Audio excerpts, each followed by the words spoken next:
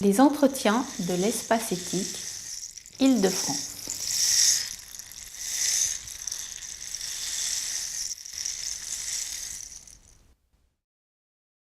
Voilà, je m'appelle Pierre Corbat. Mon travail principal, c'est d'être médecin généraliste dans la ville de Lausanne, en Suisse.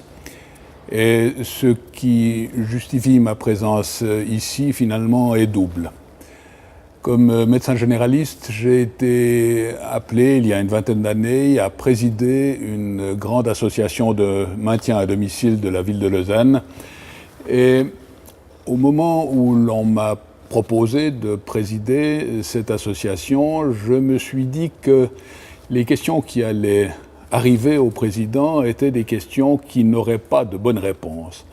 C'est-à-dire que c'était des questions auxquelles 700 personnes, puisque c'est grosso modo le nombre d'employés, de soignants de cette association, auxquelles 700 personnes et approximativement 30 millions de budget annuel n'auraient pas trouvé de réponse, de bonne réponse, et que les questions qu'il faudrait que je tente de réfléchir étaient justement ces questions qui n'avaient pas de bonne réponse. Et c'est à ce moment-là que j'ai commencé à m'intéresser à l'éthique en me disant que ce serait peut-être un chemin de réflexion. Et de petit cours en petit cours, j'ai trouvé à ce moment-là, enfin, j'ai eu la chance que s'ouvre un DEA, un diplôme d'études approfondies. C'était avant Bologne, on appellerait ça maintenant un master en éthique biomédicale, et ça m'a permis d'avoir une formation en éthique biomédicale. Et puis après ça, j'ai continué à m'intéresser au sujet. J'ai fait un doctorat en philosophie qui traite en fait de la question de la dignité pour ces patients qui ne se savent plus un jeu et que j'ai appelé patients des confins de la vie, soit patients touchés par la maladie Alzheimer et ses annexes, si l'on peut dire comme ça, et les patients en soins palliatifs au bout de leur chemin, donc dans les confins de la vie, une espèce de territoire qui est à la fois en frontière, mais qui est à la fois également en marge, mais qui est à la fois quand même un territoire tout à fait clair, faisant partie du territoire de la vie de tout un chacun.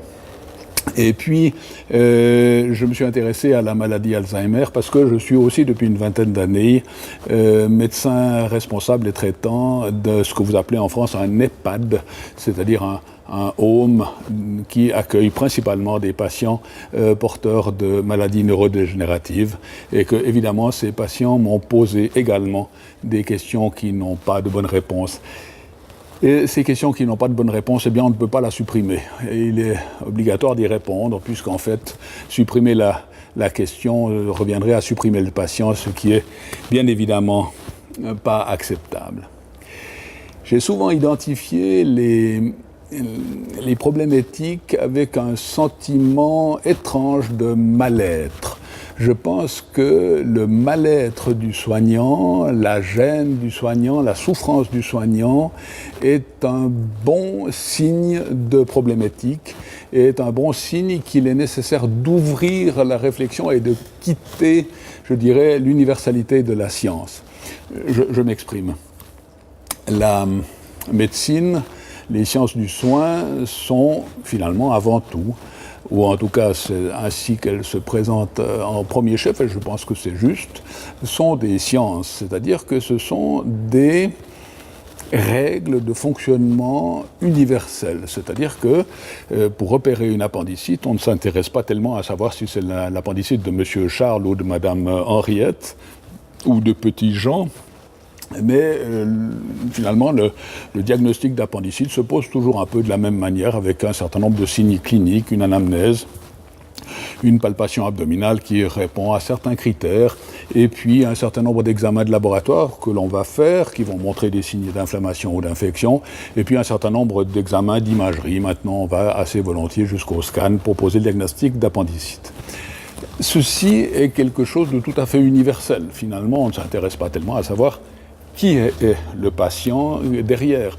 Même chose pour une fracture du col du fémur, même chose pour le traitement d'une pneumonie. Et puis soudain, on est mal à l'aise. Parce que jusque-là, on n'est pas tellement mal à l'aise. C'est une question de métier, c'est une question de suivre les bonnes recommandations universelles. Mais soudain, on est mal à l'aise. Je prendrai quelques exemples finalement du domaine de l'alimentation pour exprimer ce malaise, et du domaine de l'alimentation justement dans cet EHPAD qui accueille des patients porteurs de maladies neurodégénératives. Exemple simple, Madame Amélie perd l'appétit, perd du poids, et il faudrait évidemment pour améliorer ses conditions de vie, pour éviter les escarres, il faudrait la faire manger. Mais d'un autre côté, elle ne veut pas manger. Donc il faut qu'elle mange, mais il faut respecter sa volonté de ne pas manger. Que faire ? Madame Charlotte a son anniversaire. Elle fête ses 90 ans. Sa fille insiste beaucoup pour que Charlotte ait un gâteau d'anniversaire, parce que dans la famille, c'était important d'avoir un gâteau d'anniversaire. C'est un gâteau un peu rituel, c'est toujours le même gâteau depuis des lustres. Et Madame Charlotte ne veut pas de ce gâteau d'anniversaire. Et puis moi, soignant, je ne peux finalement qu'encourager le gâteau d'anniversaire ou qu'encourager le non-gâteau d'anniversaire, mais je ne peux pas être innocent. C'est-à-dire que être innocent, ce serait ne rien faire, et ça n'est pas possible de rien faire. Si l'on sert un gâteau d'anniversaire, il est évident que le gâteau d'anniversaire est sur la table. Si l'on ne sert pas le gâteau d'anniversaire, on sert un non-gâteau d'anniversaire. C'est-à-dire que la conséquence, c'est que le gâteau n'est pas sur la table. Mais quoi que je décide, ma décision aura des conséquences. Je ne puis plus être innocent. C'est peut-être le premier deuil qu'il nous faut faire, le deuil de l'innocence, peut-être lié à la place que nous avons choisi d'occuper dans la vie. Et de cette place-là, nous ne pouvons plus être innocents. Autre exemple classique et simple, donner un antibiotique, c'est donner un antibiotique. Mais ne pas donner un antibiotique, c'est donner un non-antibiotique. Et c'est décider sciemment de laisser courir les microbes délétères. On ne peut pas être innocent. Antibiotique, pas antibiotique, mais toutes deux sont des décisions qui ont des conséquences. L'innocence nous échappe donc. Autre deuil à faire, le deuil de la pureté. On ne peut plus avoir des actes purement bons. C'est un deuil relativement important pour nous autres soignants. On entre tous en profession de soins, on entre tous en école d'infirmier, en faculté de médecine, avec la volonté de faire du bien. Et on se rend compte que le bien pur est hors de portée. On ne peut pas faire que du bien. Donc, malaise. Une autre interrogation qui m'est apparue assez fréquemment autour de l'alimentation et à propos des patients porteurs de maladies neurodégénératives, c'est, je dirais, l'élégance du patient. Je vais m'expliquer sur ce mot qui peut paraître étonnant dans ce contexte-là. Madame Amandine est jeune. Madame Amandine a 45 ans. Madame Amandine a une démence Alzheimer à début précoce. Elle est plus jeune que la femme du directeur de l'EHPAD. Elle est plus jeune que l'infirmière-chef. Elle est plus jeune que la femme du médecin traitant. Et Madame Amandine progresse tranquillement de cette maladie qui progressivement la prive de sa parole, progressivement la prive de s'alimenter, la possibilité de s'alimenter seule. Elle ne peut plus tenir la cuillère et diriger la nourriture vers sa bouche.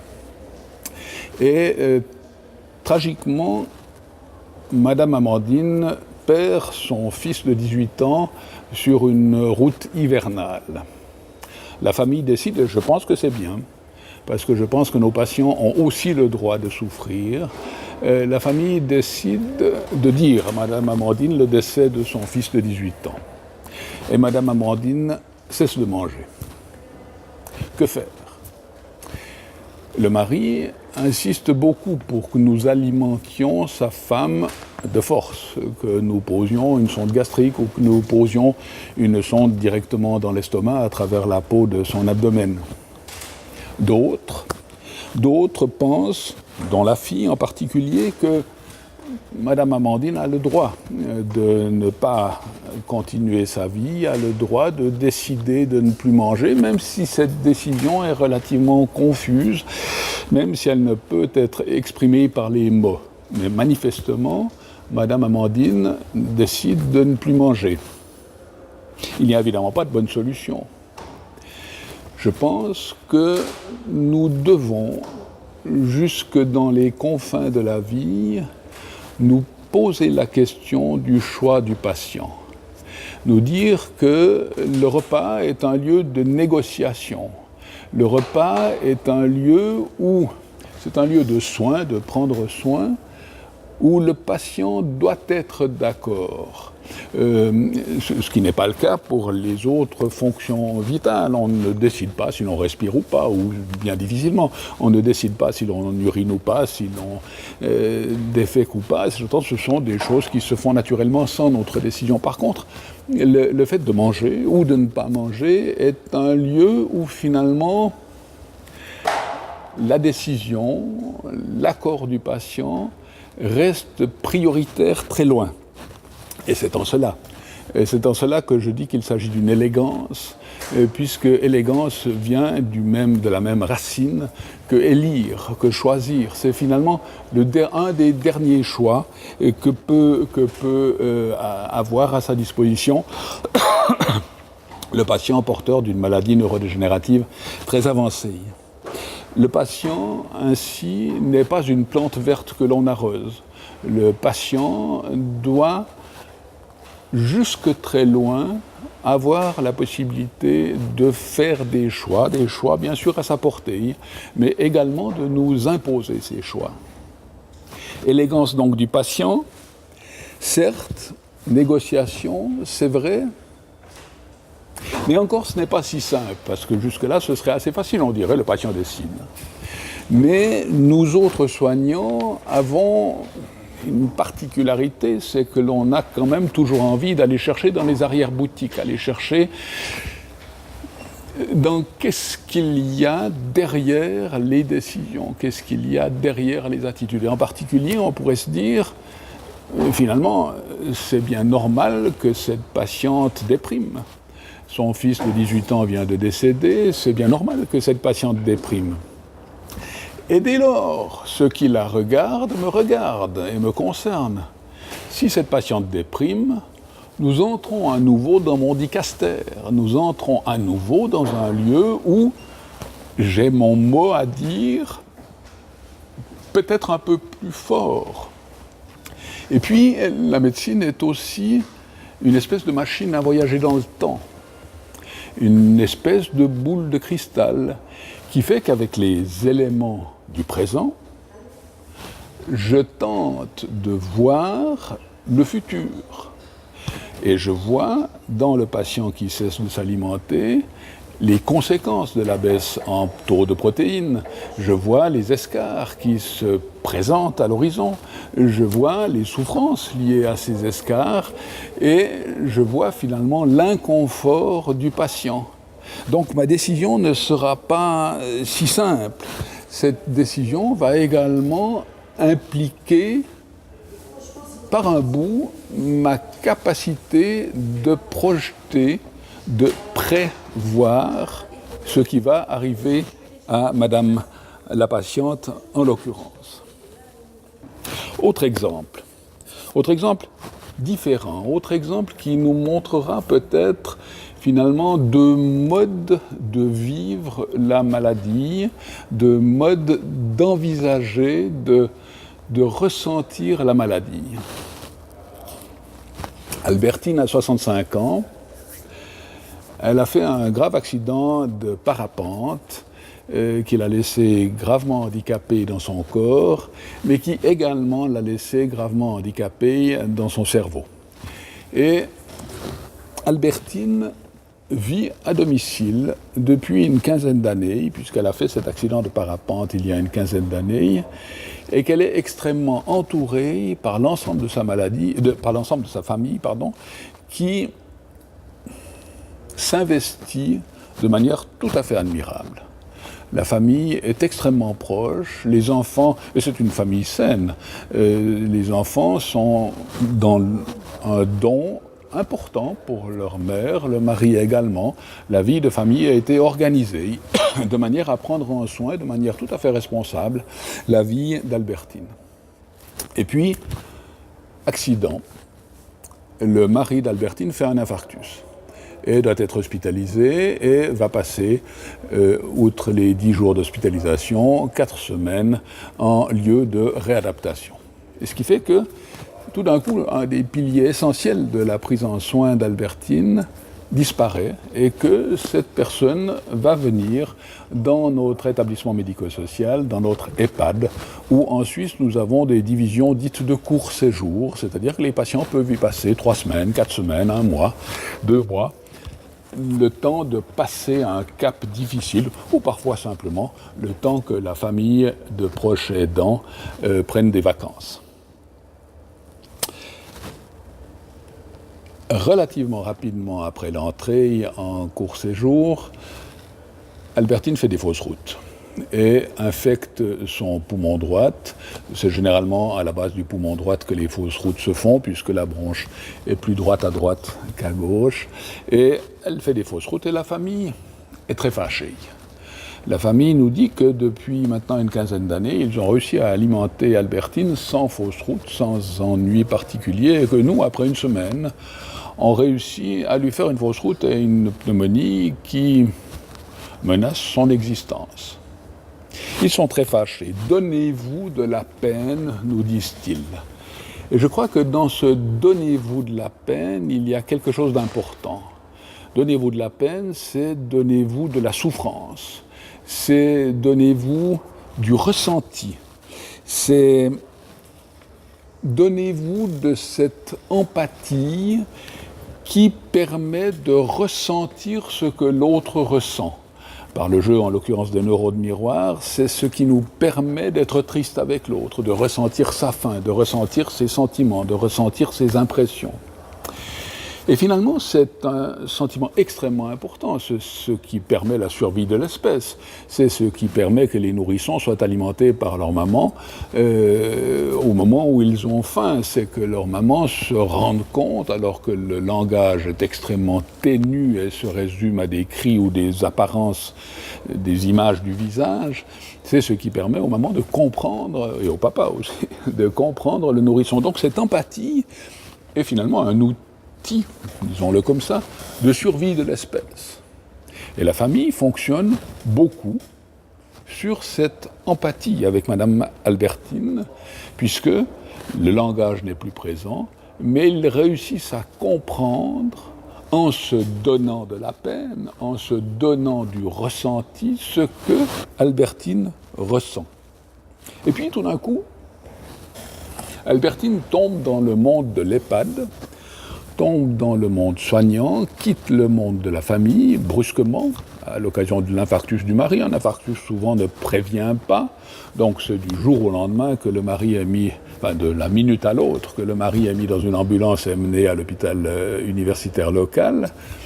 Donc subitement, Albertine va entrer dans un monde totalement étranger pour elle, totalement étranger pour la famille, un monde où l'empathie finalement se fait beaucoup plus ténue, pour laisser la place à la science.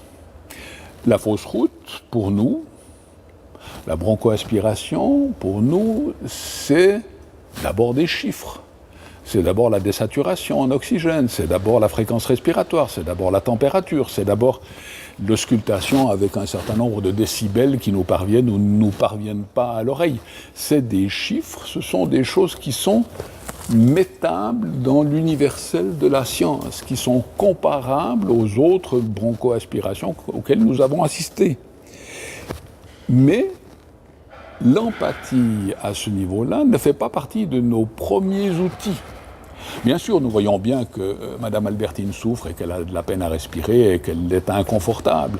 Mais ce qui nous vient en premier lieu à l'œil, à l'oreille et au sens, ce sont ces chiffres. Ce sont ces chiffres qui sont universalisables, qui sont comparables à des normes.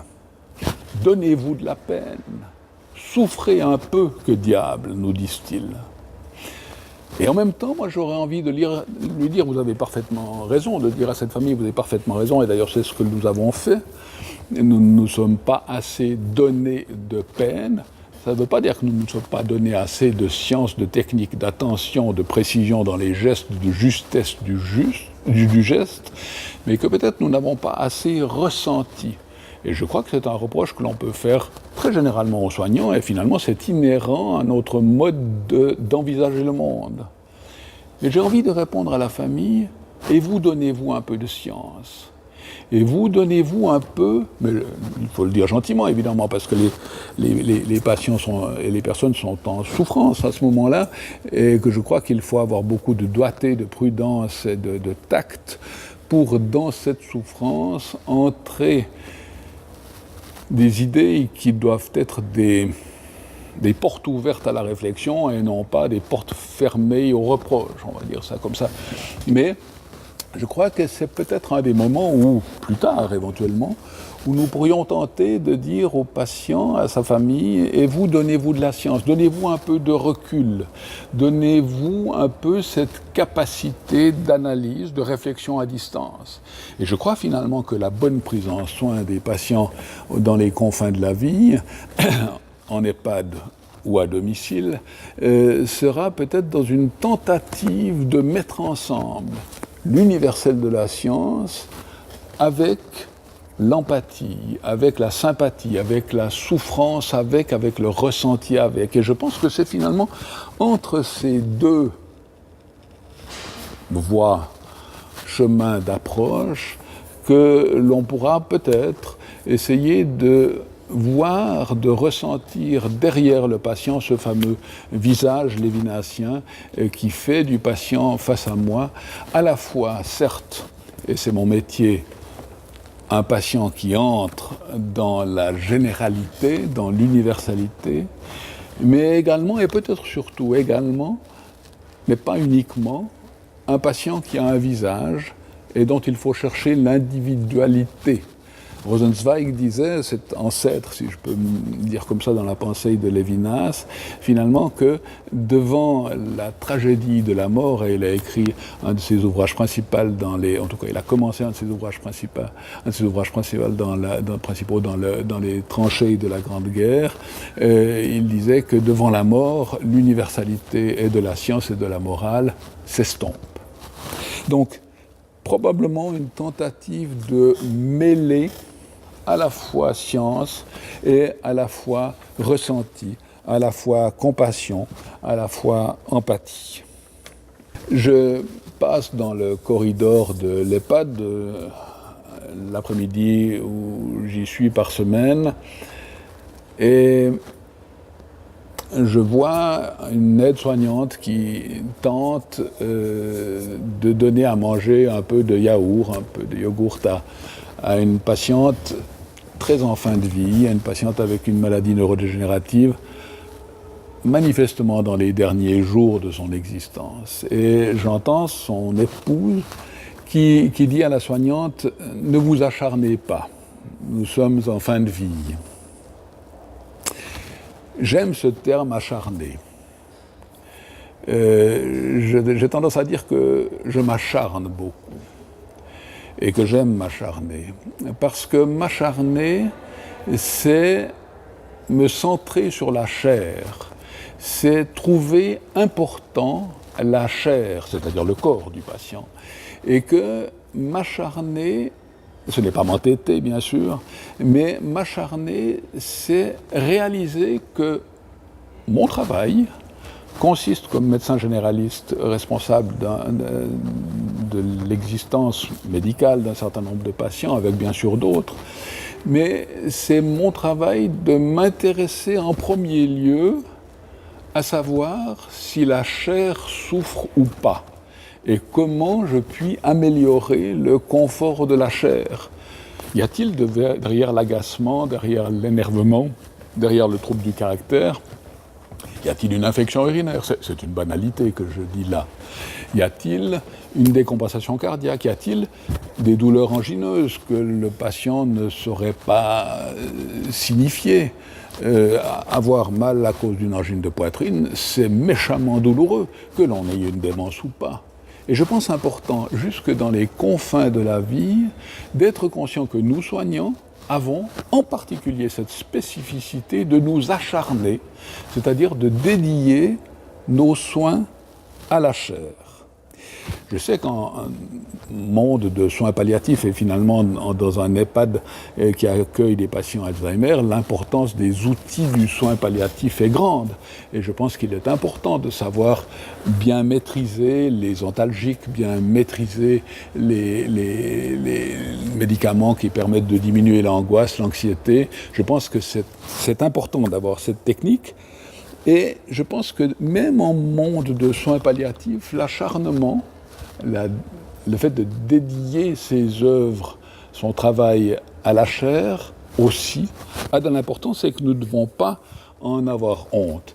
Je pense que cet acharnement, c'est finalement s'inscrire dans un pour la vie qui n'est pas un contre la mort et qui n'est pas un contre la montre non plus. C'est-à-dire que s'acharner, ce n'est pas tenter de gagner des heures de vie, ce n'est pas tenter de prolonger une existence, parce que je pense que souvent nous sommes au-delà de ces volontés-là, mais c'est donner du sens à notre travail, c'est donner du sens à notre existence de soignant, et que, ce faisant, nous réinscrivons par un bout le patient dans sa trajectoire de vie. Pour revenir au repas et à la fameuse cuillère de yaourt que la soignante donnait à cette personne en fin de vie, je pense que finalement s'acharner, c'est-à-dire pas s'entêter bien sûr, mais trouver important de nourrir la chair, parce que finalement c'est bien de cela qu'il s'agit, c'est aussi réinscrire finalement le patient dans tous ces repas successifs, un peu comme des cailloux du petit pousset finalement, qui réinscrit le repas de maintenant, de ce yaourt donné par une aide-soignante, dans tous les petits cailloux de repas du petit pousset de son existence. Et je crois qu'il est important de se raccrocher et de raccrocher le maintenant du patient qui ne se souvient pas d'un passé et qui ne peut pas se projeter dans son avenir, de raccrocher ce maintenant du patient à son passé dont il n'a plus mémoire et à son futur dans lequel il ne peut plus se projeter. Et je crois que c'est notre rôle, à la fois de soignant, mais à la fois également de proche, d'être l'ambassadeur des autres temps du patient. Et bien sûr, en cela, les proches ont un rôle largement plus important que nous. Nous avons un rôle néanmoins, probablement également extrêmement important, qui consiste à attacher de l'importance à ce que les proches nous disent et nous signifient par leurs actes ou par leurs paroles. S'acharner, c'est accepter, c'est décider, c'est penser que finalement, jusque dans ces confins, la vie a du sens.